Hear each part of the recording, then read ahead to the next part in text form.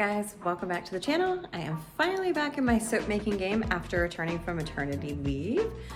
So I've got a bunch of soap back here on my dining room table to cut. And I also thought in this video I would show you a little bit about how I prep my lye solution and my oils. And then I will be getting into hopefully making some more soap. I've got a festival coming up, so if you're interested in all that, stay tuned and here we go.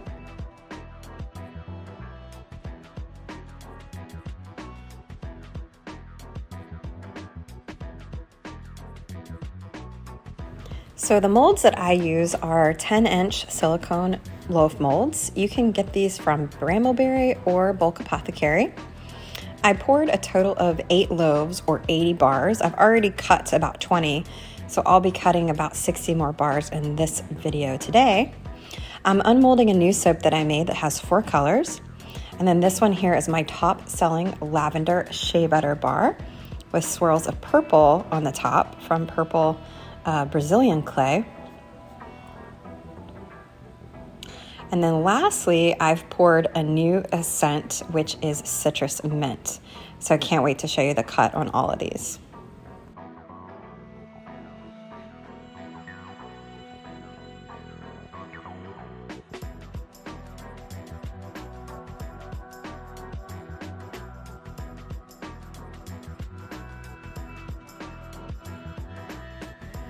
Okay, here's a cut on the citrus mint. It's got pinkish orange swirled with white for most of the bar, and the top green color is the drop swirl that I did.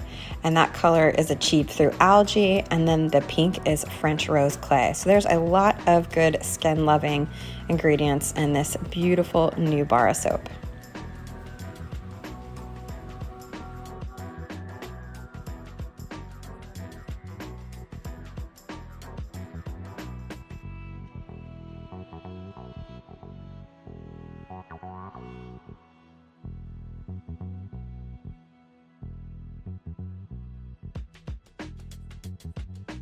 So next up on the cutting block is another new design for me. This one's really giving me unicorn vibes with the 4 different beautiful colors. I think I'm gonna call it Summer Blooms because it is a really floral scent. It has a lot of Lang Lang essential oil, as well as lavender and some lemongrass and some orange. So it's just a really beautiful blend. Okay guys, so I finished cutting all of these 80 bars of soap. And what I'm left with is always these like end pieces. And some of them are really small, like these slivers. And what I do is I package them in a bundle in a bag and sell them as pieces and ends bags for $4.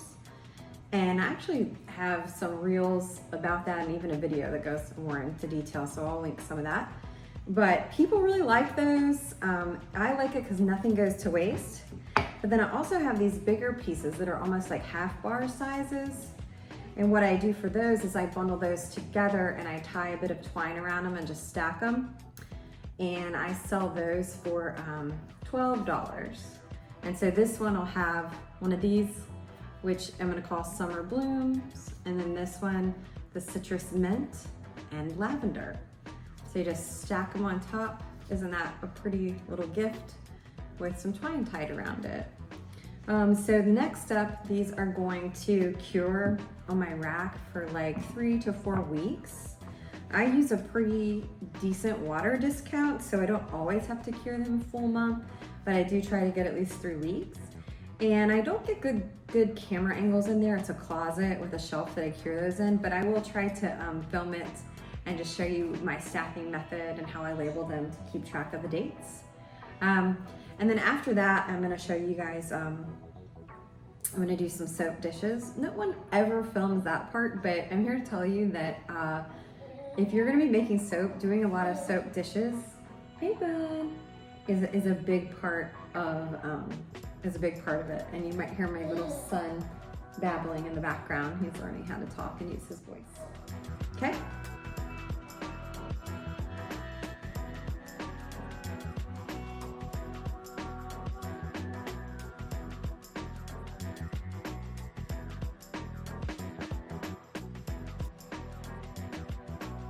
I want to talk about another step in my soap making process that I have started to do which has been a game changer for me. And that is master batching my oils and my lye solution, as well as my essential oil blends, which I just started doing. So let me explain this a little bit more, because this is really helpful to anyone who is also looking to scale up their soap business and make larger batches at one time. So I never make my soap on the same day that I prepare my oils and my lye. I have here the amounts that I do it in as well, just depends on my size mold and how many bars I like to make at a time. So at this point in my business, I use the 10-inch silicone loaf molds, which I get 10 bars each out of. And for me, for the volume that I'm selling, the minimum batch that I'll make of a bar is gonna be most of the time 4 loaves of that one type of soap, or a total of 40 bars.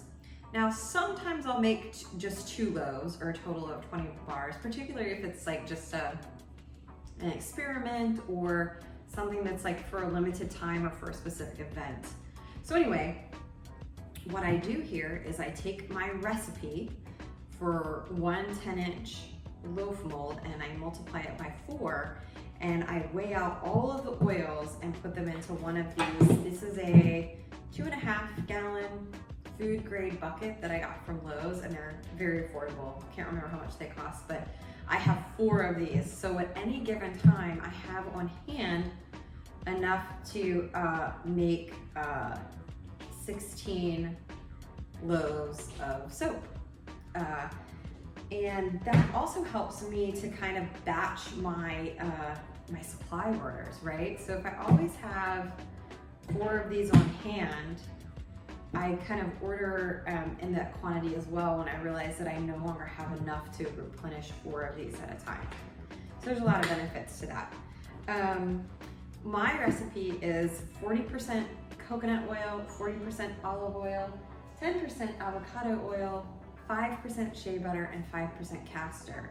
So you just put that into soap calculator for however big a volume you're gonna make, and that's how I master batch those. Then what I do when I'm ready to make some is I take this whole bucket and I pour it into my pot, and I use the pot to heat the oils to around 100 degrees. I like to let it cool off a little bit and soak anywhere between 90 to 95 degrees. So now a word on how I master batch my lye, and I want to apologize for the inconsistency of this video. I am still learning how to juggle caring for my newborn with my other responsibilities, so I ended up filming different segments of this video over different days and mashing it together. So these are the containers that I master batch my lye in. I'll make like 6 of these at a time, and each one holds enough lye to make 2 logs. That's a really convenient number for me because, as I told you before, I usually make 4 logs at a time of one particular type of soap. That's kind of the minimum batch, unless it's something special that I'm not part of my regular line. And so by having, enough lye for 2 bars, it kind of helps me to break up. So like a lot of my soaps are 2 different colors and I swirl them together. So I do 2 bars of one color, 2 loaves of one color, 2 loaves of another, and then mix it together, swirl it together. So you can probably hear my little son in the background now. So I just keep a bunch of these stored in my pantry, and I open them up when I'm ready to use them. For safety reasons, I do recommend that you use heavy duty plastic so that the lye doesn't degrade the plastic over time. Why would you do this? Well, there's many advantages. So one advantage is that it helps you to batch your processes instead of trying to do it all in one day, and that helps you with your measurements and recipe accuracy. But also, when you mix lye and water, it creates fumes, and those fumes are harmful. So I'm able to make a bunch of lye on a time where I know that my son's not going to be around, or any other, pets or children, and I can, just contain that process a little more safely. Another benefit is that it helps with the recipe consistency. So this lye will keep for quite a long time, and I like to soak with the lye already at room temperature. so I don't have to pour it and then wait like 2 hours for the lye to cool down. So what I do is I heat my oils to around 95 degrees and I soak with my lye at room temperature, and that has created much more consistent results for me. I also am someone, I do not like to gel my soap, so it really helps me to control the temperature. And from what I've seen from soap makers who I follow that do a lot more volume than me, this is what they do as well. In fact, they'll do a big lye tank with a spigot on it. So they do much higher volume than me. And that is something that I would probably work up towards if my business continues to grow. So some people, a lot of people do a 1-to-1 water to lye ratio when they master batch in big quantities. And then if they have a recipe that has a little more water in it, they add that difference later. I actually use a 1.7-to-1 ratio. It's always worked really well for me. I don't get any soda ash, but it's enough water to give me a little bit more time to create my designs, because the less water, the quicker it traces. You guys might know that. That means the soap gets harder quicker as you're trying to pour it and mix it and get it into the mold. So I just use a 1.7-to-1 ratio when I mix it, and that way I don't have to do any additional measuring or math later on, and that has worked for me for over 2 years. I've been doing it like that. Some people ask like how long the lye will be good if you pre-mix it and master batch in advance. I don't know the answer to that. I have used lye that's been over 6 months old before, the lye water that's mixed over 6 months prior. It's always worked fine. And then I've seen people in forums that say that they've used lye water mix that's over a year old. So I don't know about that, but I've never really made it that far in advance. Anyway, I do highly recommend, even if you're doing small quantities of lye, you know, I'm a relatively small quantity compared to some of these other makers. I recommend doing that. Mixing your lye in advance is really gonna help improve your process. I hope that was helpful. If you have further questions, feel free to list them in the comments below. And I'm gonna talk a little bit about how I've been pre-mixing my essential oils next. Another thing that I started doing is master batching my essential oils in advance. I use mason jars for this. So for example, here is enough essential oil for 2 loaves of my eucalyptus mint soap. And I'm also going to be mixing together an essential oil blend for my clove and oat soap. And then I'll also be mixing my own thieves blend. I just want to show you guys how I do this. Now, at the time of making this video, it is mid-March. I know it's winter in a lot of areas of the country too, and clove and oat is kind of like a winter time thing. But I'm hoping people will still buy it this time of year for a couple of reasons. I have a lot of clove essential oil. I have this bottle as well as a 16-ounce bottle, and which is why I'm doing the Thieves Blend as well. Clove is a big part of Thieves Blend. But also, I have been thinking about this oatmeal soap that I wanted to make for months while I was very sick in my pregnancy as well as maternity leave, and I'm like, dang it, I'm finally doing it because I love oatmeal soaps. I used to make a rose and oat soap that had pink clay and rose geranium essential oil, but then the price on rose geranium essential oil went way up and I can no longer use it. But anyway, I use my KD 8000 scale to do this. And if you don't have one of these, I highly recommend it. I think mine was around $70. I got it on Amazon. And it has very much enhanced my business and changed my game. I'm getting a lot more just accuracy. And see, I'm doing 25 grams of clove. Beautiful. You may know the trick to use something straight like a spoon or a chopstick to pour the oil down so it doesn't drip all the way down the side of the bottle. Essential oils are the most expensive part of natural cold process soap making, so I'm always very careful with them. That is another benefit of master batching the oils in advance. If you've watched some of my other videos, I always talk about how I do my oils first and set them aside, and I still do that. You can do that, but I found that just one of the other benefits of master batching them in advance, as it does help me manage my ingredient inventory as well. And another note that I always mention is you should always use a safe usage calculator for all of your essential oil needs, any time you're using that in a recipe.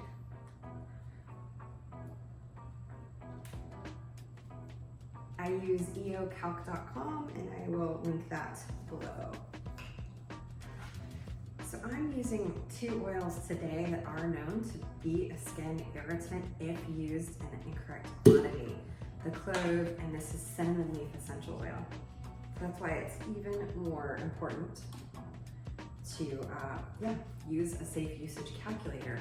Drops are not a reliable measurement, and you should not be following recipes that use drops. Always use recipes that go by weight and percentages of that weight for the recipe. So I'm using cinnamon leaf essential oil. There's also cinnamon bark essential oil. The difference is the bark essential oil is stronger than cinnamon leaf.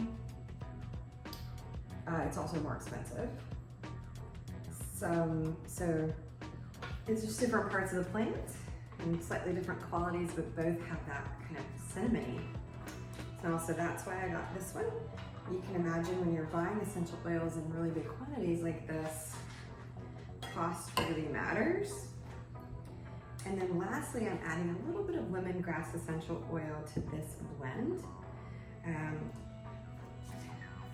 The reason I'm doing this is it helps to anchor the scent, and it adds just a little bit of sweetness to the batch.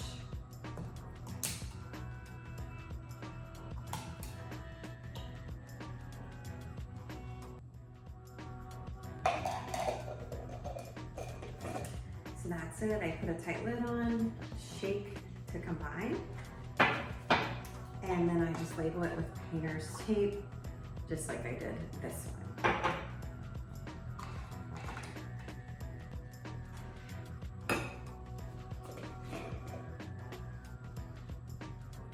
Smells wonderful.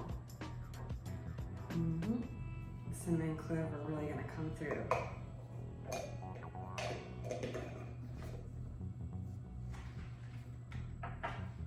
Next up, I'm gonna blend my Thieves Blend. You know, Thieves Blend is known for its antibacterial use. It's a very ancient recipe. It's not, even though some companies make Thieves Blend essential oil already blended, it's not proprietary. Anybody can make it. So I'm doing my own version, a little bit different. What I'm gonna use for the main ingredient is gonna be clove essential oil. Now, a lot of Thieves Blend call for lemon, but lemon is known for not sticking in cold processed soap. The scent of the lemon really doesn't survive the process, and it'll fade very quickly. So I'm gonna use lemongrass instead. It's a great anchoring scent, it holds very well. You can also use orange 10 times, which I also have, or it's also called orange tenfold. I considered using that, but I don't know. I think it would get, orange, the reason they make it 10 times is it's also known to not stick cold processed soap, and I don't want it to get gobbled up and overpowered by the other fragrances. So I think lemongrass is the way to go for like a citrus element to this. You could also use Litsi Kubeba, which a lot of people do. Next up is that cinnamon leaf again. And then we're also going to add eucalyptus, Eucalyptus globulus. And then I have a little bit of rosemary essential oil that someone had given to me, the Aracashia brand, and I am going to use that in here. You could use rosemary instead of eucalyptus, but eucalyptus is what I have. They are somewhat similar in cold processed soap, so I'm just gonna combine both of these and that'll be it.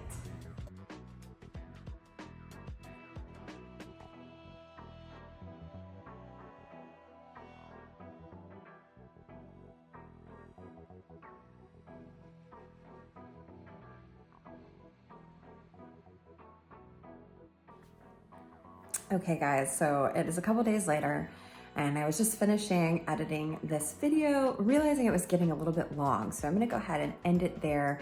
I think I explained a lot about my different processes. If you have any questions of things that I didn't cover or any just comments of how you do things, please feel free to leave it below so that the community can learn together. I do have more videos coming. I've already filmed footage of a clove and oat soap, a confetti soap with a thieves essential oil blend, as well as an unscented soap, which I've actually first time ever making one.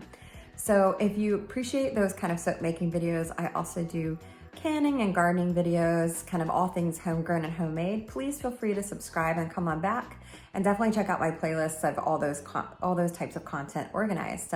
Thank you so much for being here, and I will see you on the next video.